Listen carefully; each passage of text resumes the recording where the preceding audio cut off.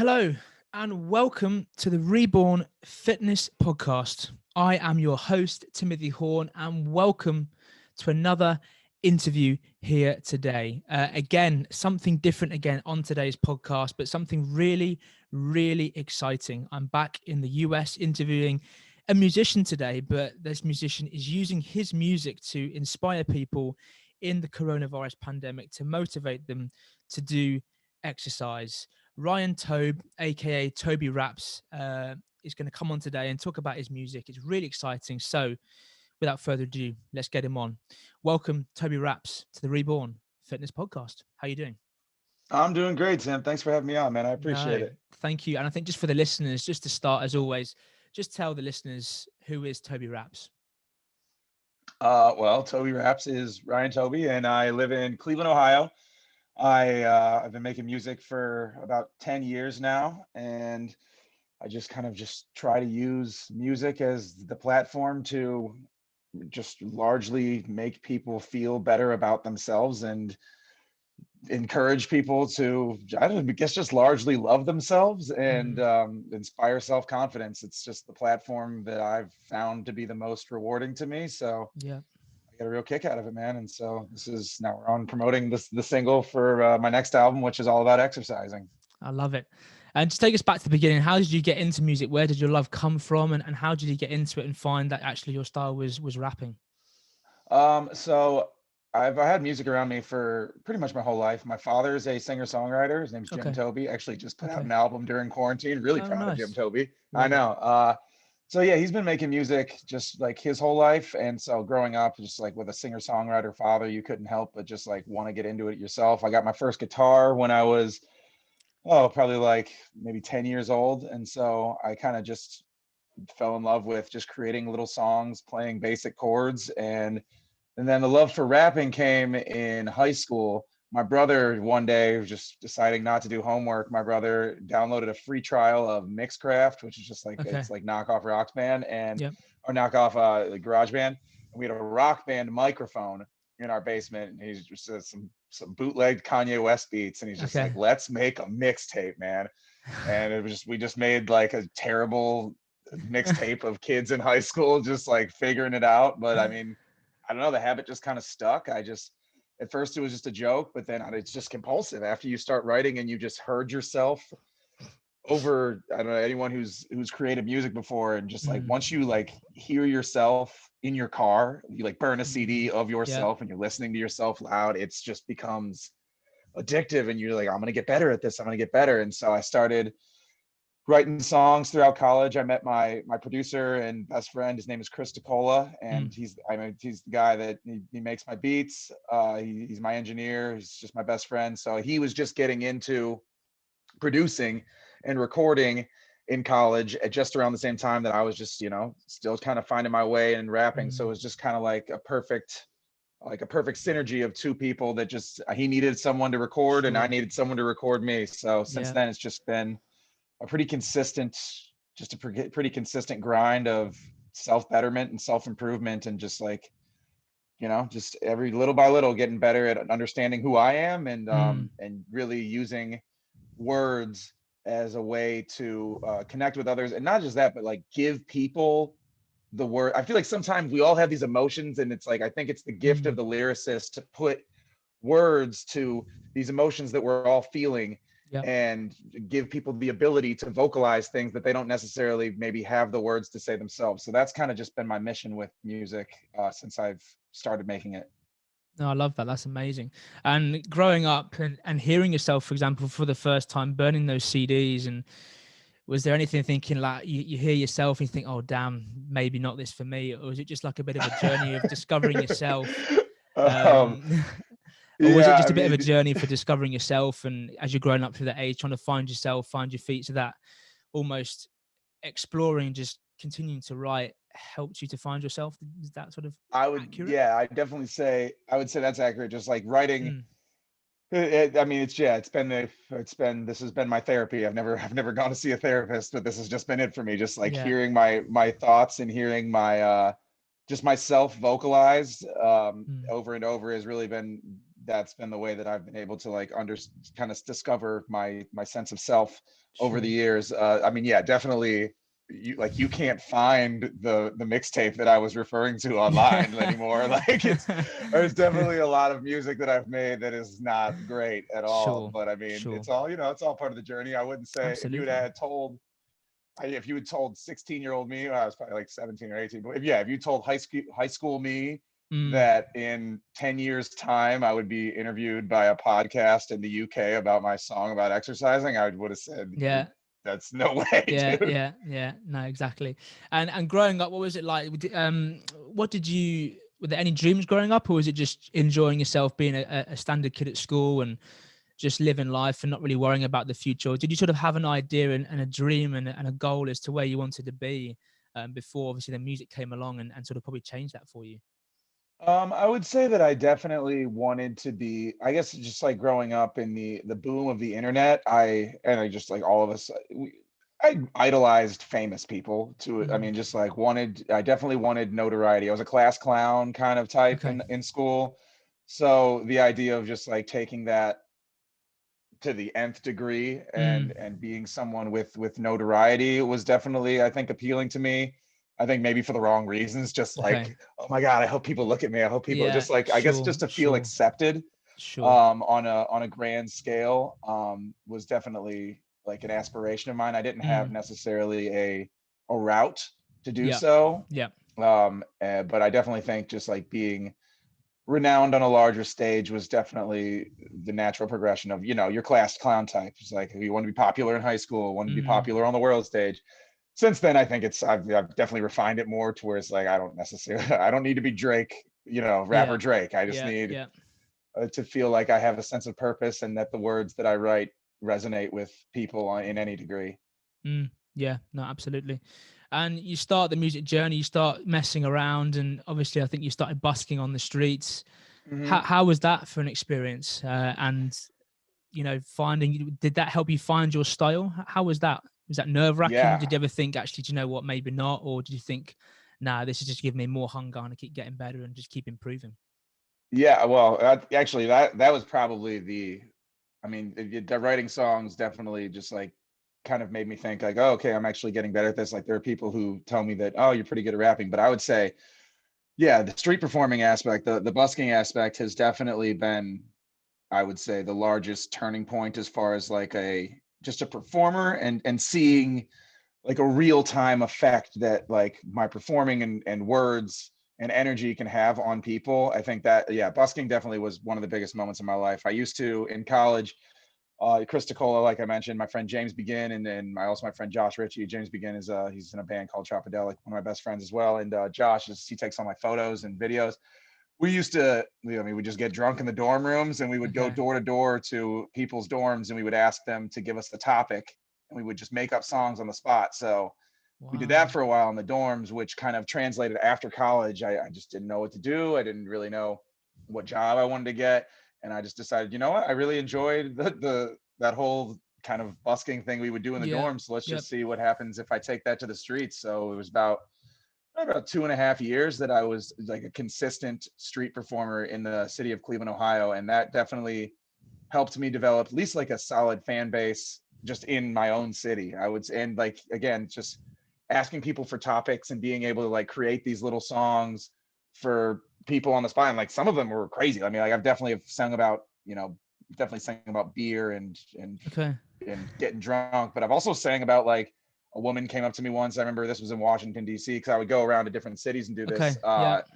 Just told me, it's like, I just lost my husband of 50 years. Can you make a song Blimey. about that and like try Wow. to like vocalize that perspective? And I was just like touched and I did the best I could.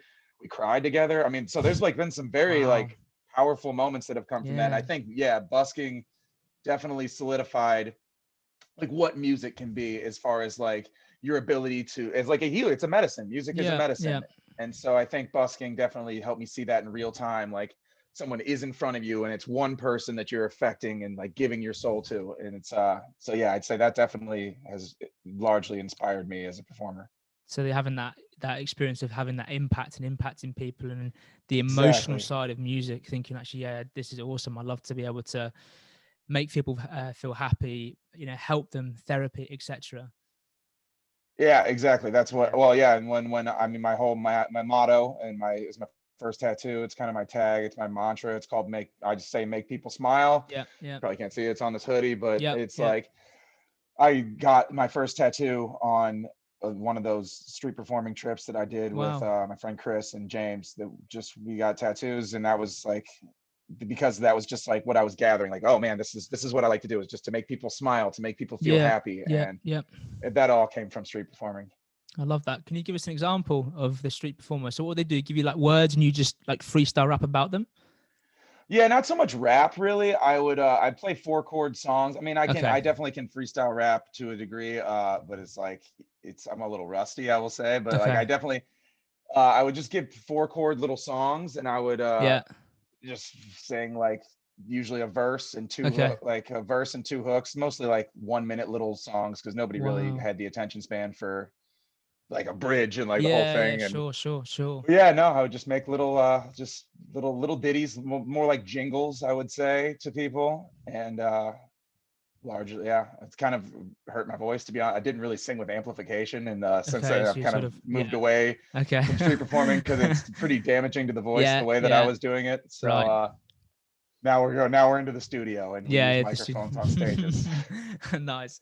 And did you feel that whole experience of going around different cities and writing songs help improve you as like lyrically, like writing songs? Did you feel that was a good foundation to find your writing style and become better at writing songs, would you say?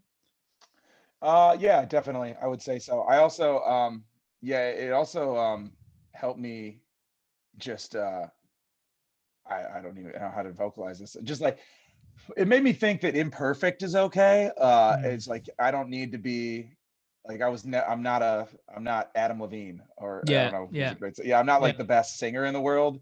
And I think just like street performing helped me realize that like it doesn't really matter if you're the most amazing vocalist ever. It's just the fact that you like put heart and yes, energy yeah, into something. yeah. So I think street performing definitely influenced me as a writer and a recorder Mm. from that perspective. Just knowing that as long as like your heart is in the right place in the music that you're producing, Yeah, it largely is unimportant if you are the most talented like yeah, yeah, vocalist. yeah, yeah.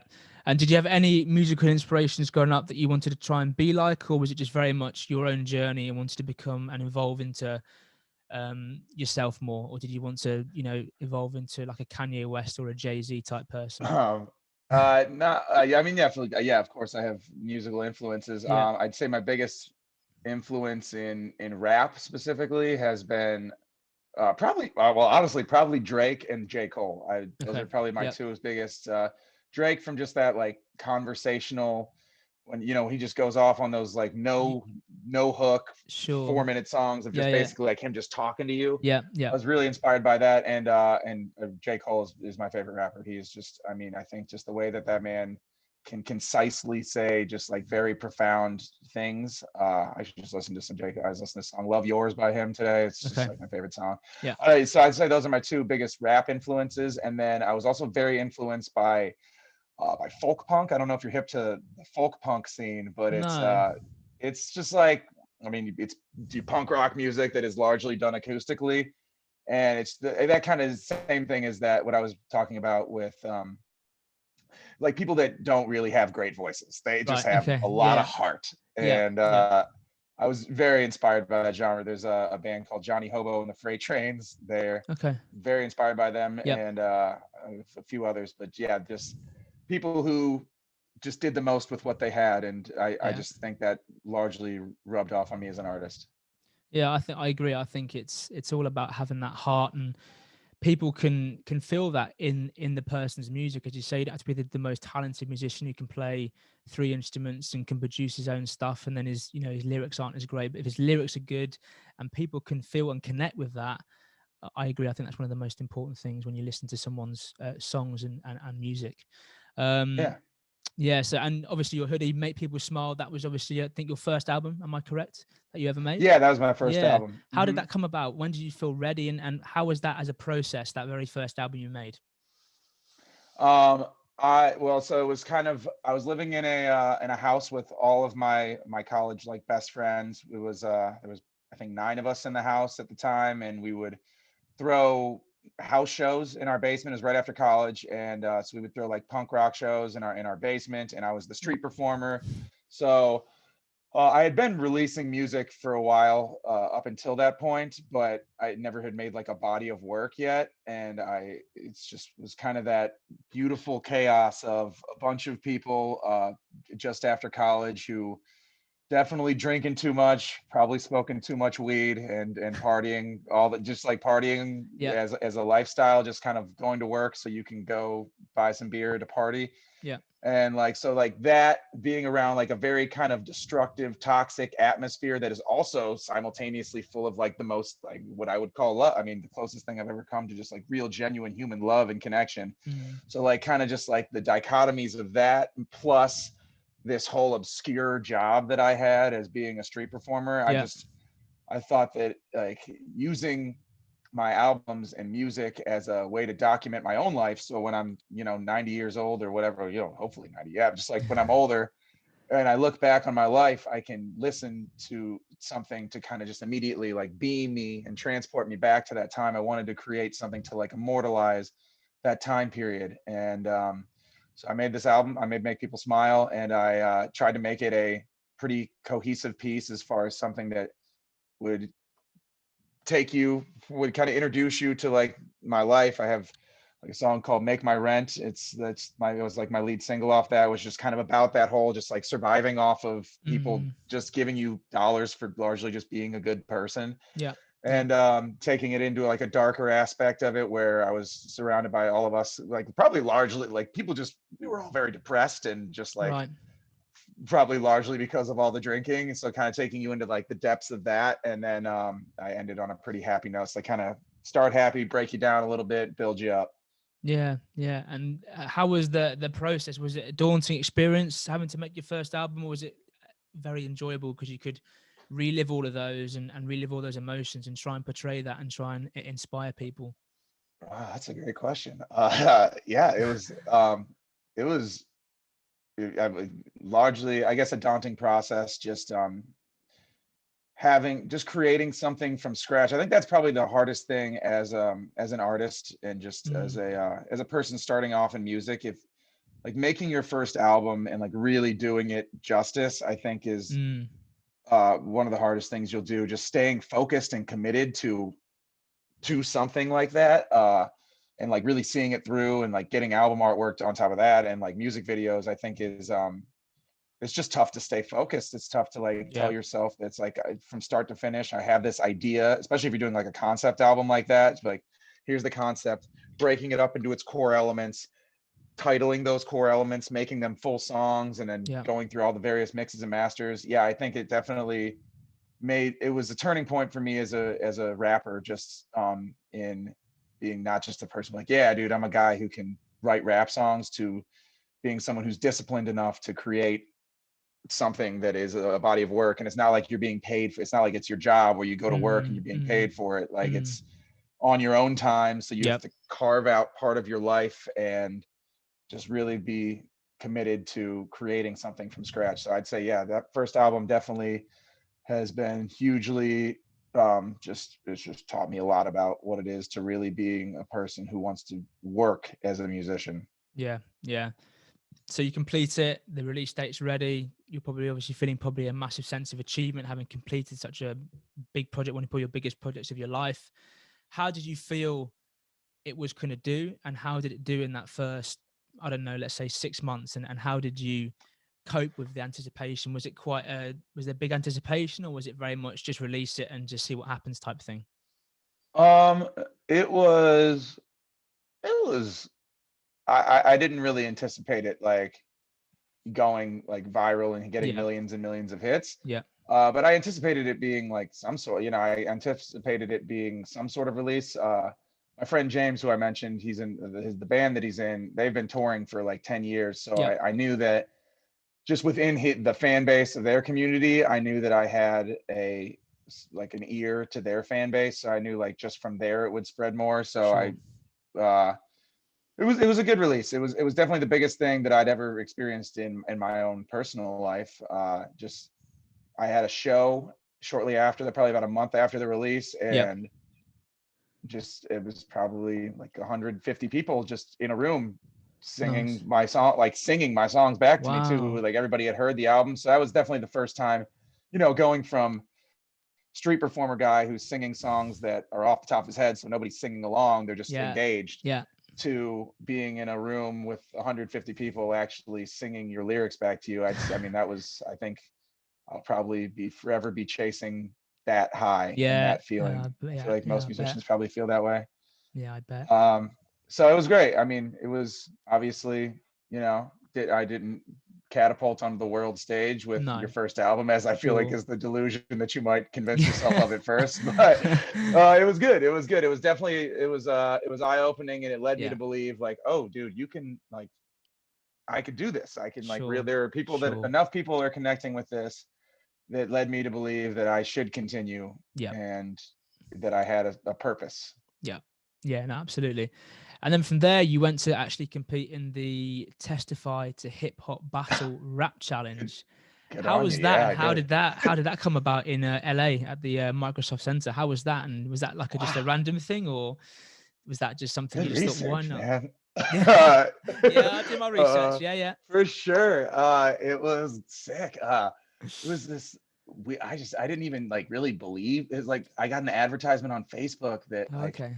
there was this rap battle competition. You had to record a rap song over a blanket instrumental. Everybody got the same instrumental, and then you would get people to vote for your song. Yep. And it was just like such a targeted ad to just like me that I'm very skeptical to believe these things Yeah. on the Yeah. internet, Yeah. Yeah. But I don't know. I just decided to take a shot. So you paid to get in, and it was actually kind of a fluke that I even got to the initial round before Los Angeles, because there weren't enough people that were taking place in like the individual, like the Oh, okay. preliminary round. Yeah. So Yeah. Yeah. everybody got through to their like the semifinals, if you will. So Sure. I went to New York City, and it had a battle rap, like participated in the battle rap competition, and there were probably 20 people there. Wow. And I am not a battle rapper. I mean, Yeah. again, I sung little folk songs on the streets of Cleveland, but I was just like, I'm gonna try. And I'm also a make people smile guy, so Yeah. it's like Yeah. battle Yeah. rap is not my forte. And I don't know, by the grace of a higher power or what have you, I don't know. I won that round in New Wow. York City. It was a pretty surreal moment for me. Yeah. Yeah. And uh, from there, they flew me out to Los Angeles, where I think there were 8 of us, and I competed on the Microsoft Center stage, which was, I mean, just I'd never been to Los Angeles before. So just the Wow. first time you'd ever been to Yeah. Los Angeles, Yeah. it was for this battle rap competition. Gosh. It was pretty crazy, man. And like all the other rappers that I met that were in the competition were pretty incredible. Specifically, the Yeah. guy who ended up winning, dude, I've been trying to find this guy for forever. I lost his number, and like I can't find him on the depths of it. His name's Anthony. That's all I know about him, buddy. He was very, very like talented. He was one of the. He was. My friends are good rappers, but this was like a rapper, like a person who just Yeah. had Yeah. an index of all of his verses running through his head, and he could Oh stitch them gosh. together in any which way. So it was pretty eye opening just to see other Yeah. rappers who were prepared Sure. like that. Sure. Uh, I think that was a pretty eye-opening moment, and pretty crazy that just like that was what 2015, and then 2018 I ended up moving to Los Angeles, or 2019 I ended up Yep. moving to Los Angeles. Yep. So I mean, it was just kind of a cool precursor, just to be like, wow, this is LA, man. Yeah. This is not small Cleveland, Ohio. This is where it happens. Yeah. Yeah. I'll just go on to that. Why did you move to LA? What was the thinking behind that? Was it just to sort of expand yourself out, or was it from that experience thinking, do you know what, maybe I've got a better chance of maybe making it, or did you just want to expand your audience and just get your music out to more people?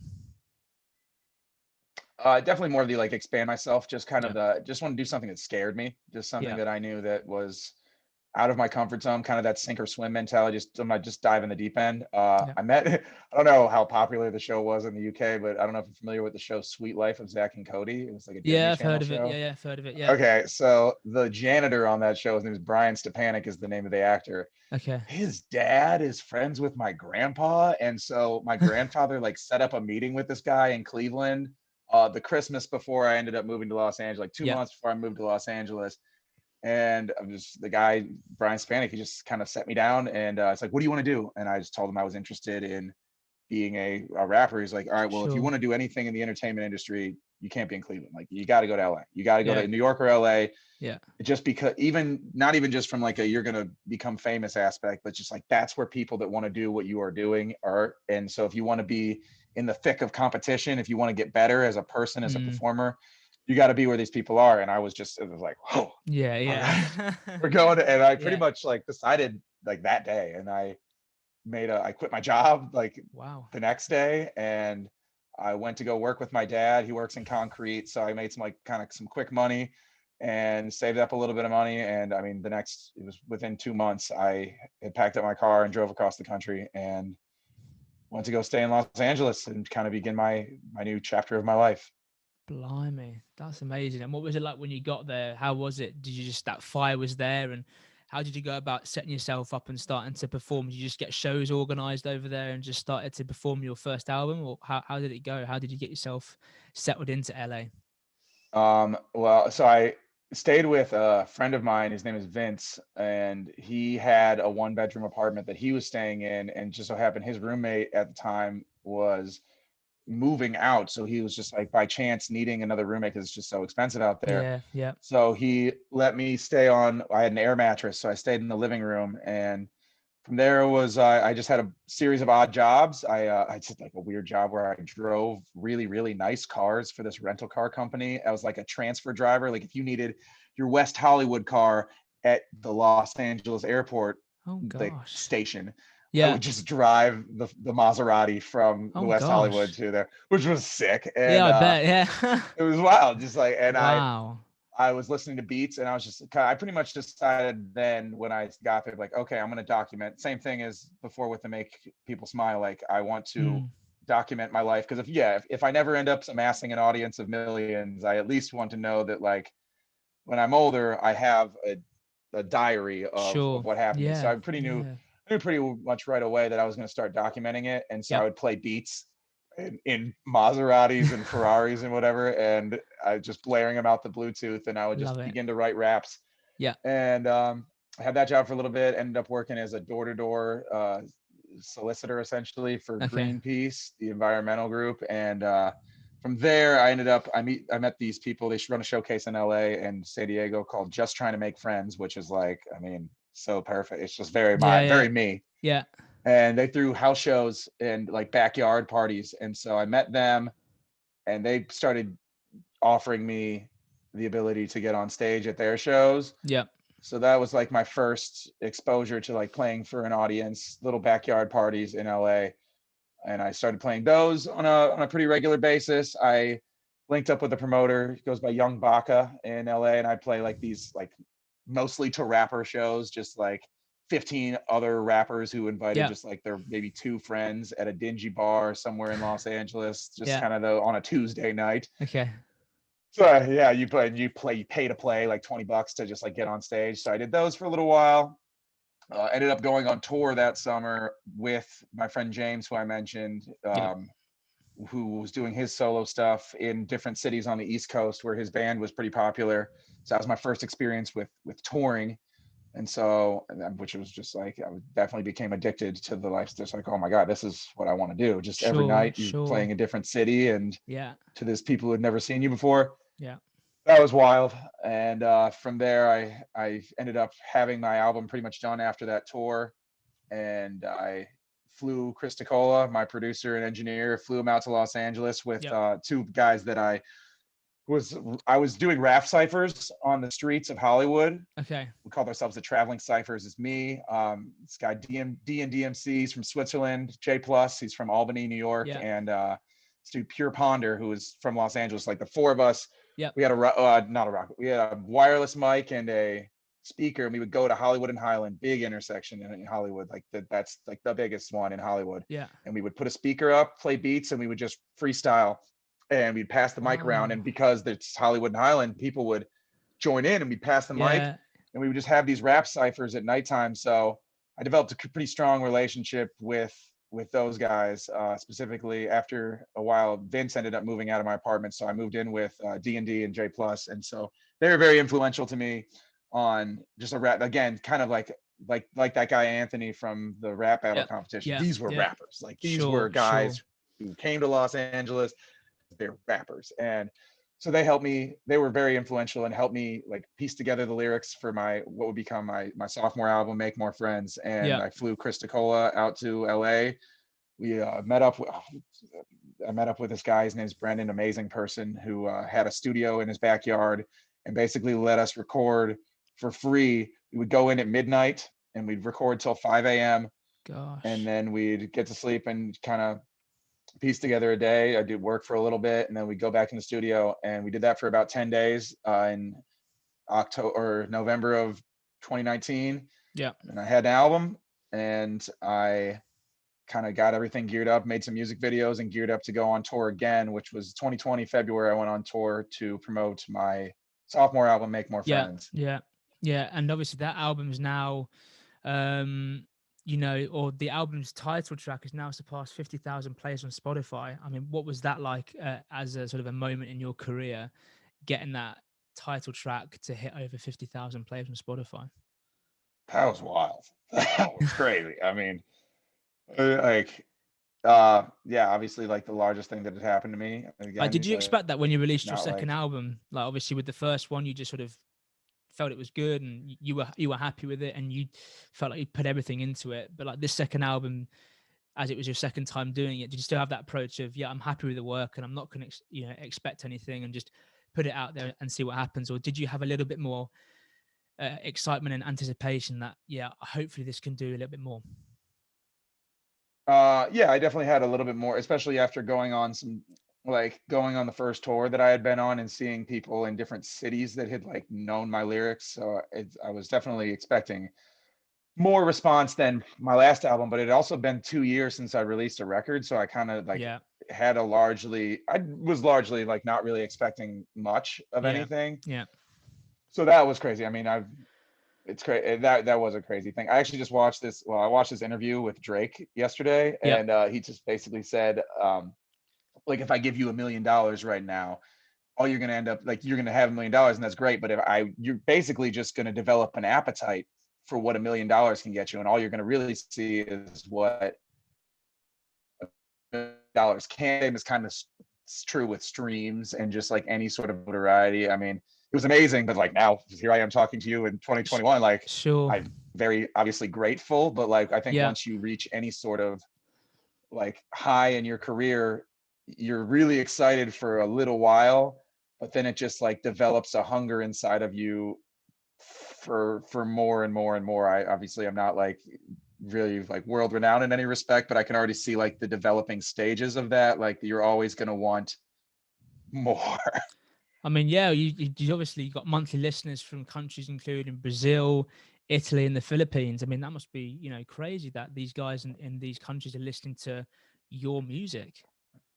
That's absolutely crazy. It like continues to baffle me. Just like, I mean, getting like messages from people in Yeah. like Mexico City, Brazil, the Philippines, like Italy, like all around the world. Like it is, I mean, it's all I ever wanted. And like, I just like, I mean, just to kind of fast forward, it's a song that's not out, but off my next album, which will be called Make Yourself Happy, Yeah.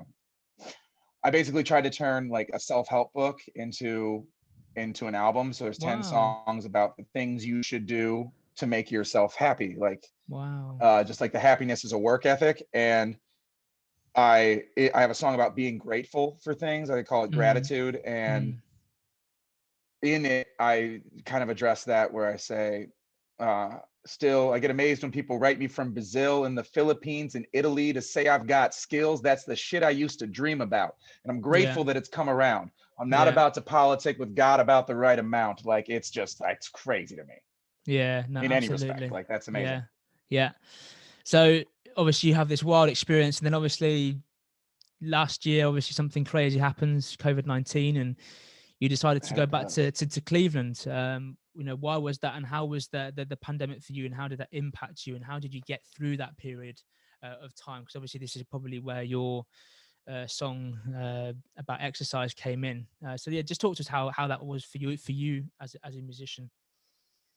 It was, I mean, I'm still kind of bummed I left Los Angeles, but I'm, well, it's, yeah, I exist in a constant, I'm really grateful and happy with my life right now, and Yeah. also simultaneously being a little bummed. I guess there's just like always an aspect of you when you like leave something. It's like, did I make the right decision? There's a little bit of regret there, but I mean, I was working as my day job was a catering cook in Los Angeles, and the catering industry was Wow. kaput. So Yeah. I was just like, I'm gonna move back home and just be close to my resources. A lot of my friends too from LA had moved, like the guy who with the studio too, Brendan, he had moved to the Carolinas, so I didn't really have a place to record.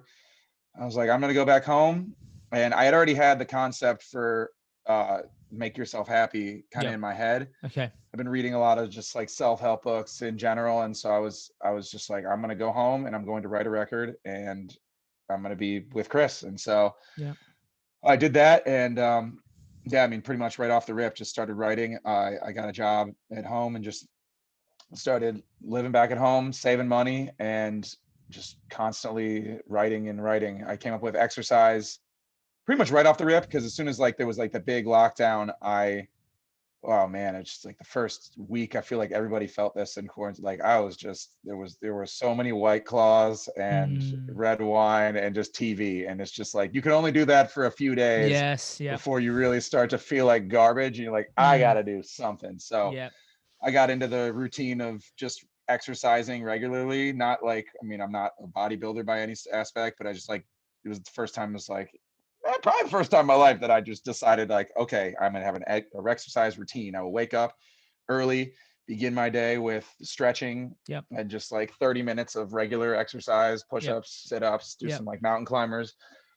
And during that, I had the beat for the song. It was produced by my friend Narrator, who's also he's like the studio producer of the studio I record at. And I had that beat, and I was just like, I would be doing planks and just like humming melodies to myself. And Love it. like so that whole song, it's like I wrote every lyric of that song just like during the process of exercising, Oh wow. just because I'm a method rapper like Yeah. that, I Yeah. That's guess. fair enough. So Yeah. Yeah. yeah, I wanted the exercise experience to speak through the song, and so and then I once I had it, I was just like, man, this is the cutest thing I've ever wrote. Yeah, I've Uh, listened to it it a was few just times this adorable. morning, so it's a good song. I like it. It's a really good song. It's really nice. So Appreciate it, man. so so Thank you. good job, very good job. Was that just did exercise come about just because you knew the fitness industry was so big? Did you just think, well, do you know what? Let's put a song in that area, or was it? Did you want to help people with that song, or was it just a bit of fun that sort of came out of nowhere? What was the thinking behind it? Did you want to use your words to sort of Um, inspire people, or was it just sort of came about with a beat and you messed around with it and then you put it together and it was like, hey, here it is. I think it definitely came around kind of out of the same place like I was talking about with like the folk punk music where it's like you can be largely imperfect. I think well, exercise, I already had the list of songs for my album like written. I knew the concepts, Yep. and so I knew exercise was going to be in the concept. And so from that perspective, I was like, all right, well, I'm not about to like front on people like I am just like the most fit person, like a gym rat. So I wanted to write from the perspective of, well, of me, and just like of someone who just like is not like the most incredibly like gym conscious person, but someone who appreciates just the effort of like, as long as you put in, yeah, that's like in the line, it's like put in effort till you sweat, feel better. Just, Yep.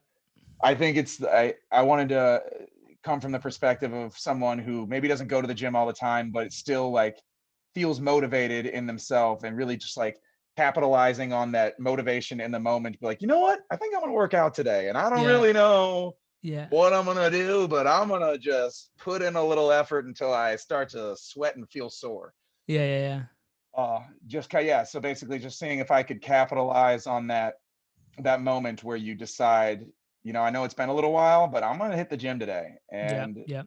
see if that can like, because from there you can get momentum. Just like the most Sure. important thing is just deciding to change and do Yeah, something productive. absolutely. Yeah, absolutely. Just showing up and just being willing is a huge Yeah. achievement in itself.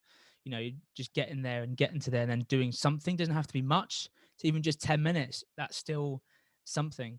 Um, It's huge, especially if you yeah, don't do it often. Like that's massive. Yeah. absolutely. Absolutely. And how have you felt since doing exercise? Has it actually helped productivity? Do you feel like you can work better, or do you just do it for your own physical well-being and make yourself feel better and just looking after yourself? How has it been since you've put exercise into your into your daily routine? I feel amazing. I feel like Mm, very good. Well, I mean, it's really helps just from like, so I mean, I'm a rapper. I used to smoke a lot of weed, and I've quit smoking weed. yeah, I drink like pretty much like not at all, yeah, honestly. I yeah, just like, I just feel in a constant good mood yeah, throughout my days. And I mean, I hugely credit that to just like waking up and getting regular exercise. Like the difference between when I wake up and like I'm just not a morning person. Like even today for this, yeah, like it was 8 a.m. yeah. US time for this interview. I woke Okay, up at yeah, like 6 because I knew I needed to be a little yeah, more like sure, awake sure. for it. But yeah, just like the difference between like when I'm in bed and just groggy, and then I was like, okay, I'm gonna hit the floor. You start doing some stretches, you do your downward dog, and like Mm-hmm, mm-hmm. you just start to like get that momentum of like, it's like your body just starts to feel like just like your whole body is smiling even after just like 20 minutes of just like Yeah, doing sit-ups. Like yeah, your body like really feels better. yeah, So yeah, I mean, since then I would say that my life has become very, very much more. I'm always in a good mood. I mean, I've always yeah, kind of been in a good mood, but yeah, I've also kind of yeah. always smoked a lot of weed. So I don't know what percent.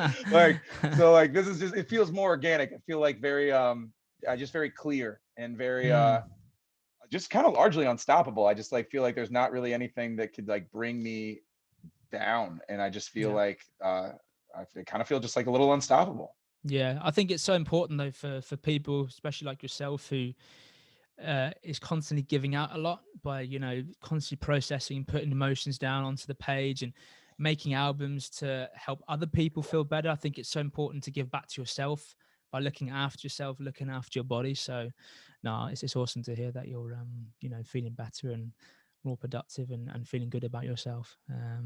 Thanks, man. Yeah. No. I don't want to put you on the spot, but could you give a little maybe verse of your song exercise for those who haven't heard it? Maybe I don't want to put you on the spot as it's early. You don't have Oh to. yeah, yeah, for sure, for sure. Yeah, awesome. So yeah, there's like I have diligence with physical fitness will keep you vigilant, which makes you more attentive and tend to feel more omnipotent, which trickles into every decision, eliminating stress. Yes, I am limitless. No need to overexert. It's about the discipline. If you got to take a break, do it, but then get it in. Weakness leaving the body's what pain represents. I'm getting stronger. I can't wait to see the evidence. After running, I feel I could run for president, then lead the country in jumping jacks during press events. Show the world we said exercise as a precedent, because studies suggest that it could make you more intelligent. So don't stress till you out of breath. Take a quick sec to stretch and then get back to it. You want to be love buff, then just do it. If you snoozing, then you losing. We choosing to get influenced to move it or you lose it. Hit the gym and then improvise. Yeah, love Uh, it, love it. it's like, That's thanks, awesome. man. Appreciate you. Awesome. No, it's really good. I've been listening to it today and listening to your stuff. It's amazing. Honestly, it's really good. And definitely you can check him out on Spotify. Do it. Go and check him out. Toby Raps. He's awesome. You're definitely going places, my friend. So just keep going. And when's the third album gonna drop? Have you got an idea yet, or are you still in the process of working on it? I've uploaded it already. It's I set for early April. I Okay. don't know if I'll end up pushing it back a little, but I mean it's set for early April. I've got two more singles that are coming out. My next single comes out February 26th, Okay. which is all about getting enough sleep. Oh, So nice. look forward Okay. to that. Love it. Awesome. That's Yeah. awesome. Right. Well, just to sort of finish off and wrap up, we're going to have, excuse the pun, that was not intended. Uh, that was not intended. Yeah, we've got a little quick fire question round. So if you are up for that, then should we do it? Hit me with it. Let's go. Yeah, All let's right, go. then. Okay. So question one is milk or dark chocolate? Dark chocolate. Yeah, that's such a common one. Everyone goes with dark chocolate. Damn. Dude, it's delicious. I mean, it's intoxicating. Fair enough. I love it. Right. Well, question two is if you could live in another decade or era, which one would it be? The 1980s, I just love that music. I think it's just so kitschy. It's just so cute. Love it. No, I love it. You're having a dinner party, you're hosting it. If you could have dinner with any three people, dead or alive, who would be Holy, at your dinner table? whoa. Okay, man. I'm gonna go with. I just really want to meet J. Cole, so Yep. he's making the list. Yep. Um, I would like to have Chris Farley there, Okay. and oh boy, let's go someone from like the far back. Let's just go with Alexander the Great. Okay. Oh yeah, yeah, I love yeah. it. Let's go with him. That's awesome. I love it. Okay, so who would play you in the movie of your life? Who would you like to portray yourself in your movie? Ooh,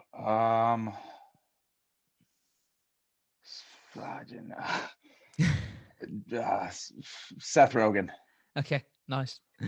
What are your current favorite TV shows, past or present? Game of Thrones and Yep. Dave. Okay. Okay. And lastly, what are your top 3 songs on your music playlist at the moment? On my music playlist at the moment, there's I think, oh shoot, I just listened to it. Okay, there's a girl named Earth to Eve. I met her in Los Angeles. Okay. It's the 4th song on on like her popular thing. I never Okay. look at the title. I just love it. It starts with Okay. the lyrics, hopped up on whiskey and Ritalin. Let's see. I've been listening to Love Yours by J. Cole a Yep. lot, and I have been listening to, oh, what's that third one? It's by the song by Toby Lou, because I've been listening to other Tobys. Okay. Yeah. It's called "I Was Sad Last Night, I'm Okay Now." I've been listening to that a Okay. lot. Love it. That's awesome. Well, last 2 questions I've got for you is, what does the future hold? What does this year hold for you? And what does the future hold for you? What are you looking to achieve this year and into the future? The future for Ryan Tobbe, I would say, well, release this next album. Yeah.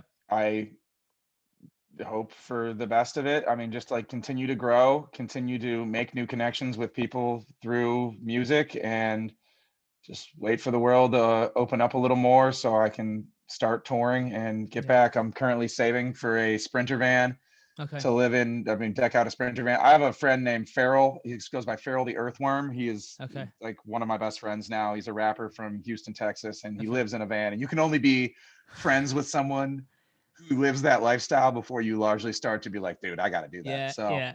I'm saving up for a Sprinter van to deck out, and then get to touring. That's the future. Love it. Sounds good.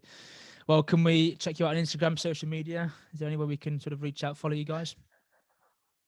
Yeah, so you can reach me out. I'm mostly active on my Instagram, which is at Toby Raps, but just Toby Raps across all platforms, TOBYRAPS. And yeah, please check out my single. And I hope you guys enjoy my music. Dude, Tim, it's been a pleasure, man. This has been awesome. Oh, no, thank you. It's been really good to have you on. It's something different, and I'm a big music fan, so I would definitely be following you. We'll stay in touch for sure, and just wish you all the best for this year, safe and prosperous year for yourself. And yeah, looking forward to the 3rd album and listening it. So no, thank you. So that's it, guys. There he is, Toby Raps, or Ryan Tobbe. Real pleasure, my friend. So thank you very much again. Yeah, we'll let you have the floor. Just the last little bit. What's your advice? Your advice for our listeners? I'll leave you with the floor. All right. Well, yeah. Again, thank you so much. You're an incredible interviewer. I mean, granted, I haven't had a ton, but that was an amazing interview. I appreciate Seriously. that. Thank you. I would say, just with the floor, I would say that for anybody out here who needs to hear this, you don't need permission to live. Like, I just do your best at any day to just like hold yourself to a slightly higher standard than you did yesterday. And I mean, even if you only did, specifically with workout, even if you only did 2 push-ups today and you did none yesterday, it's improvement. So, I mean, Rome wasn't built in a day, and just baby steps to self-improvement. Yeah. Brilliant. Well said. Absolutely smashed it. Well, Toby, thank you. So Ryan, sorry. Thank you so much again. Appreciate you. Take care of yourself.